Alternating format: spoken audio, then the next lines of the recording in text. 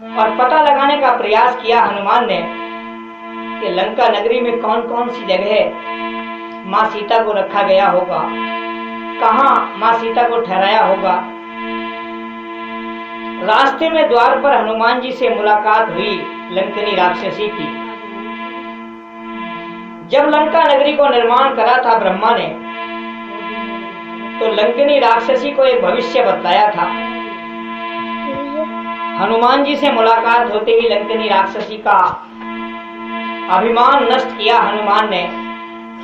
जब गिर पड़ी लंकनी राक्षसी, तब लंकनी बोली हनुमान से, हनुमान बोली ब्रह्मा ने रावण को जब लंकाधीश बनाया था, लंकनी रूप मुझ लंका को तभी भविष्य बतलाया था।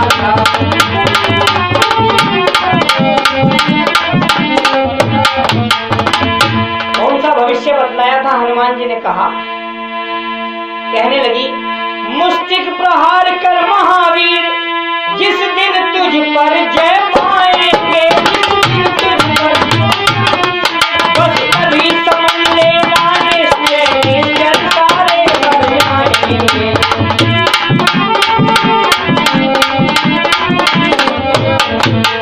और एक बात बड़ी गजब की कह गई लंकनी राक्षसी। हनुमान जी से एक बात बड़ी सुंदर कह गई, हनुमान तुम्हारे दर्शन कर मैं बड़भागिनी महान हुई, मैं बड़भागिनी, इन चरणों की रज से लंका कैलाश महान हुई।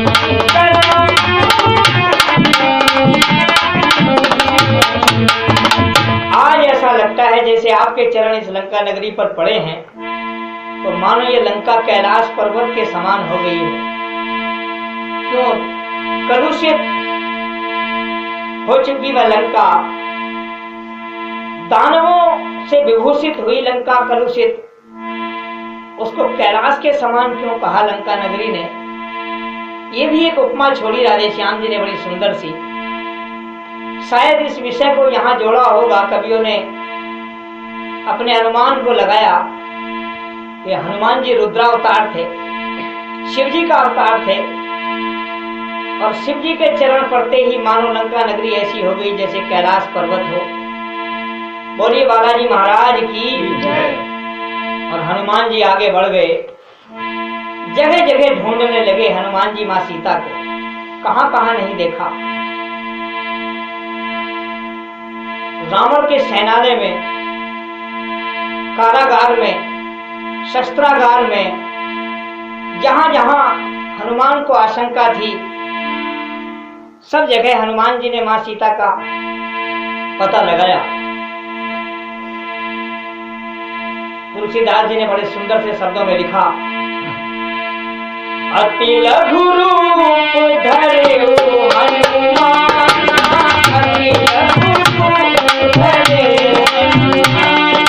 बैठा नगर सुमिर भगवान, बैठा नगर सुमिर गय उदसानन मंदिर माई, गय उदसानन मंदिर अति विचित्र नहीं चाल सुनाई, अति विचित्र नहीं चाल तेरे बाबू सभी बदले, राम राम राम जपते, तेरे बाबू सभी बदले,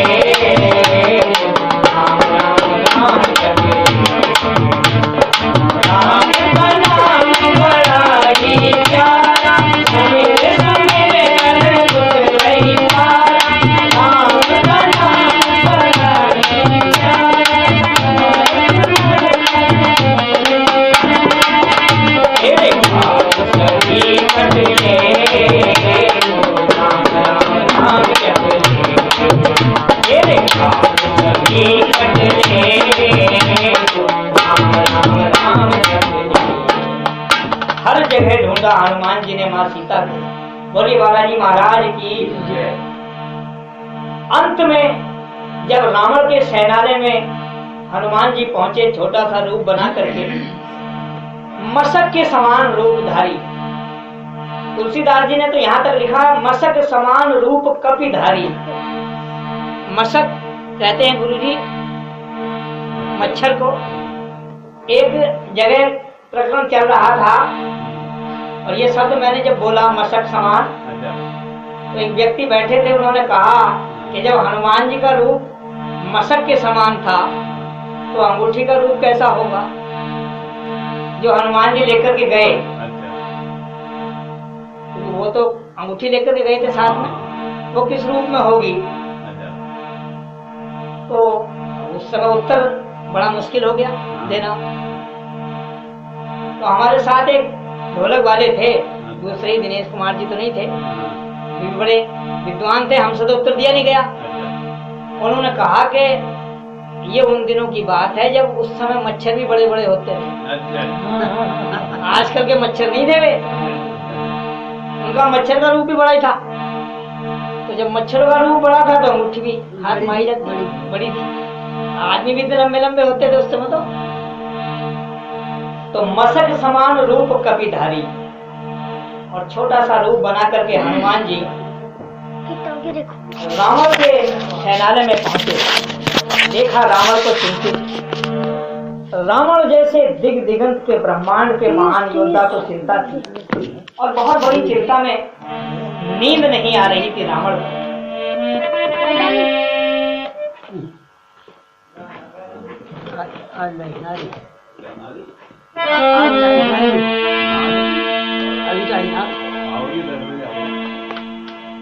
रावण जैसे बड़े योद्धा को नींद नहीं आ रही थी, तो हनुमान जी ने सोचा फिर क्या कारण है, रावण को नींद क्यों नहीं आ रही।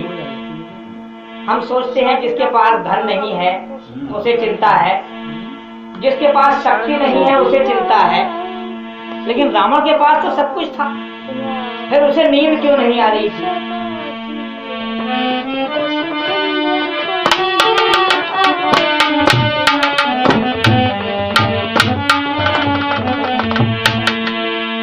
कवि ने बड़े सुंदर से शब्दों में यहाँ लिखा, और चिंता सारी रावण को भी सताती है। चिंता सारी रावण को भी सताती है। चिंता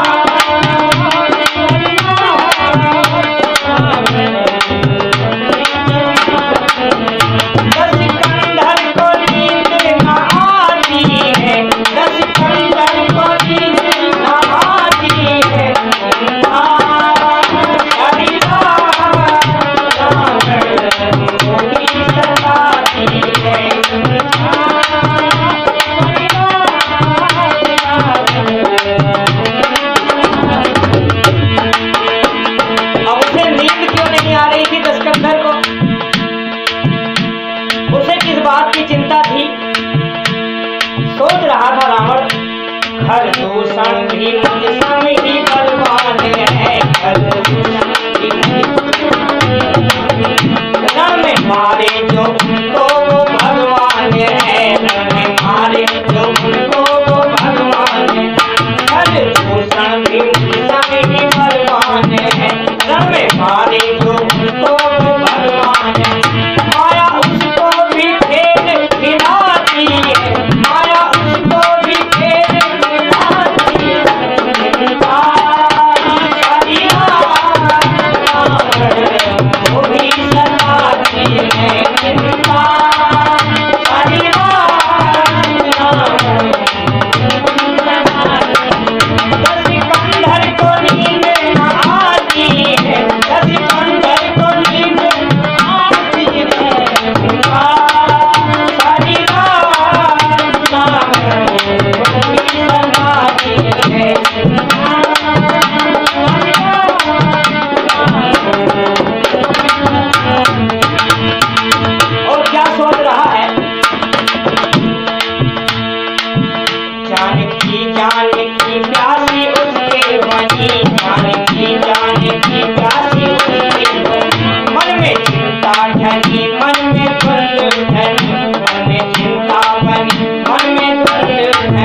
सुखी सुख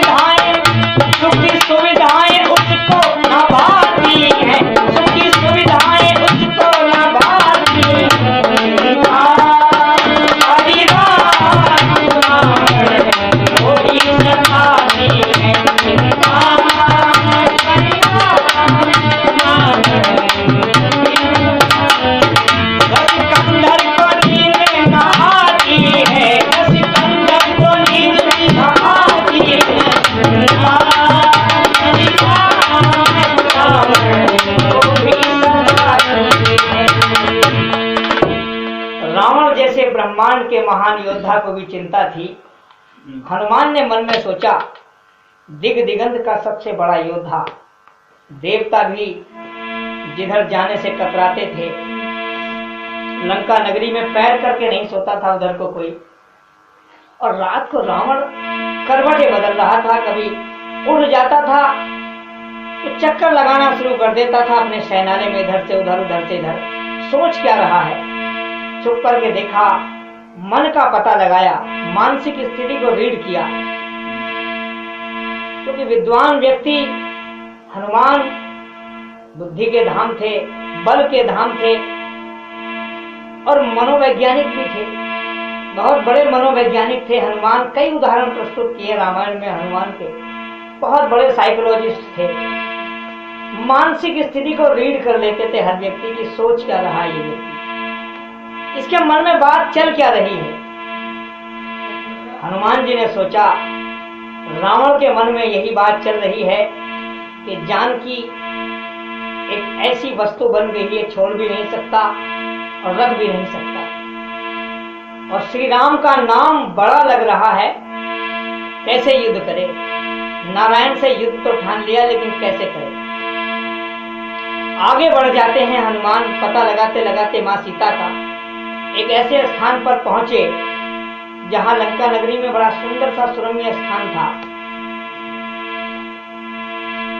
दरवाजे पर शंख चक्र और गदा बने हुए थे और तुलसी के छोटे छोटे पौधे लगे थे और बड़ी सुंदर सी सुगंध आ रही थी।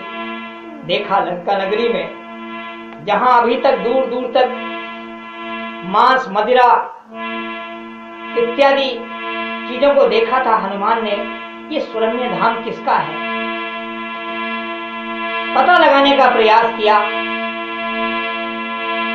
अकस्मात देखा तभी एक मनोरम धाम, रामा एक मनोरम सारे किसके लिखा राम राम लीला।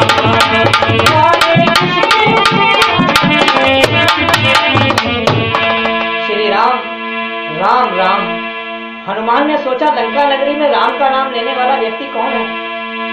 रात शेष थी प्रहर भर, होनहार था काज रामा, राम राम कहते हुए जगे भीतर, राम राम कहते हुए। जब एक प्रहर रात शेष बची थी, सुबह हुई, विभीषण राज श्री राम का नाम लेते लेते जागृत हुए। पता लगाने का प्रयास किया हनुमान ने, ये व्यक्ति कौन है? वह घर वाला, वह गृह स्वामी। कवि की बड़ी सुंदर सी लेखनी चली और जहां कवि पहुंच जाता है वहां रवि भी नहीं पहुंचता।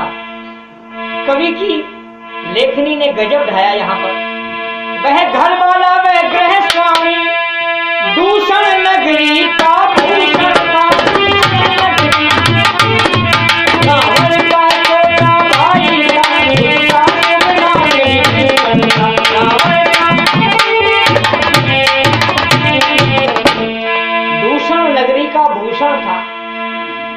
नगरी दूषित हो गई थी, लेकिन उसका आभूषण विभीषण ही था। हनुमत ने विप्र रूप धारण किया तुरंत, और जैसे ही विभीषण बाहर निकले दरवाजे से, तो श्री राम जय राम हनुमान जी ने भी विप्र रूप धारण करके कहा। तब विभीषण ने कहा, मैं धन्य हो गया, सुबह सुबह प्रातःकाल ब्राह्मण के दर्शन हो गए। और कहने लगे विभीषण, देखा चेहरा तुम्हारा है ब्राह्मण सुनो। कुछ पहचान सी हो रही है, तुम्हें देखा है कहीं? विभीषण ने कहा, चेहरा देखकर तो लगता है कहीं हमारा तुम्हारा मिलन हुआ है। देखा चेहरा तुम्हारा है ब्राह्मण सुनो, मेरे अंतर में भक्ति धारा बही। आप निश्चय ही कोई तपस्वी प्रभु, मेरे हृदय में है आया।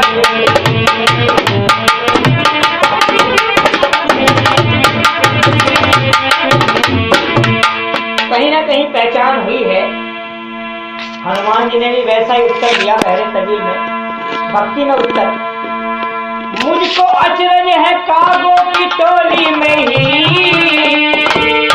मुझे लगता है ये कौवों की टोली में हंस जैसा कहां से देखने को मिल गया। मुझको अचरज है कागों की टोली में ही, आज हंसों के जैसा है दर्शन मिला। देखा कांटों में पुष्पों को खिलते हुए, झाड़ वृक्षों लताओं में चंदन मिला।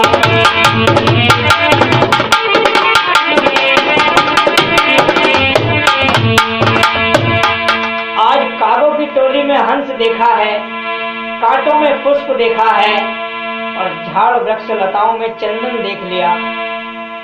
तब विभीषण कहने लगे, जैसे जिह्वा रहती है 32 नुकीले दांतों में, ठीक उसी प्रकार से ये दास भी रहता है लंका नगरी में। तब हनुमान ने बड़ा सुंदर सा भक्ति में उत्तर दिया,